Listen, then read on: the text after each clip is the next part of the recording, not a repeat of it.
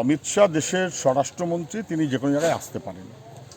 তিনি plane, helicopter ইত্যাদি লাখো লাখো টাকা খরচ করে এসেছেন আদিবাসীর বাড়িতে খাবেন। একজন আদিবাসীর বাড়িতে খাবার জন্য এত খরচ করে আসার দরকার হয় না। আগে তো উনি গেছিলেন, দলিত মানুষের বাড়িতে খেয়েছিলেন, কী লাভ হয়েছে? দলিতদের জন্য কি কাজ করেছেন? আদিবাসীদের জন্য কি বাড়তি করলেন?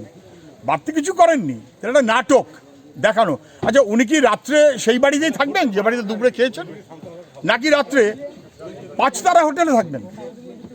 দুপুরবেলা খাবো আদিবাসী বাড়িতে, আবার সন্ধ্যেবেলা চলে যাবো 5 তারা হোটেলে, আবার একটা নাটক দেখাবো।